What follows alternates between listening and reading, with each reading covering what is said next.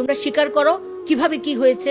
আমি সবাইকে মাফ করে দিব, আমি ওয়াদা করছি আমি মাফ করে দিব, কিন্তু বলতে হবে তোমরা খুন করেছো। আমার ছেলে খুন হয়েছে, আমার ছেলে আত্মহত্যা করে নাই। সালাম আলাইকুম। আমি যদি মরে যাই, আমি যদি আর মামলা আর আগাতে না পারি, আমি এতটুকু করে গেলাম যে আত্মহত্যা না, আমি এটা প্রমাণ করে গেলাম। আল্লাহ আমাকে সাহায্য করেছেন আপনাদের সাহায্যে, যে তাকে হত্যা করা হয়েছে।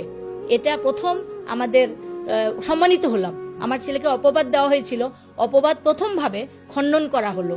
এবং যদি না পারি আপনারা মামলা চালায় যাবেন। আমার আরেকটা ছেলে রয়েছে, তার দিকে খেয়াল রাখবেন। এবং আমি সরকারের দৃষ্টি আকর্ষণ করছি, আমার ভাই আমার পক্ষে বাদী হয়েছে, তার নিরাপত্তার প্রয়োজন। আমাদের দিকে যেন দৃষ্টি রাখা হয়, আমার মামলাকে যেন প্রভাবিত কেউ না করেন। এবং আমি থানাকে এখন ইনফর্ম করব, 48 ঘন্টা পার হয়ে গেছে, আসামিদের কোনো আমি এই আলামত দেখছি না, এবং কার্যকরী প্রস্তুতি নেওয়ার দরকার। ইমিডিয়েট যেন তা করা হয়, আমার আসামি যেন কোনোভাবে দেশ ত্যাগ না করতে পারে। ইমিগ্রেশনকে আমি অনুরোধ করছি, আপনারা নিশ্চয়ই এতক্ষণে আপনারা থানার থেকে নোটিশ পেয়ে গেছেন। প্লিজ দয়া করে, আপনারাও সালমান শাহ ভক্ত, আমরা চাই বিচারটা হোক। আপনারা সব জানেন, ওরা যদি উপস্থিত না থাকে তাহলে আপনারা জানতে পারবেন না ঘটনাটা কি।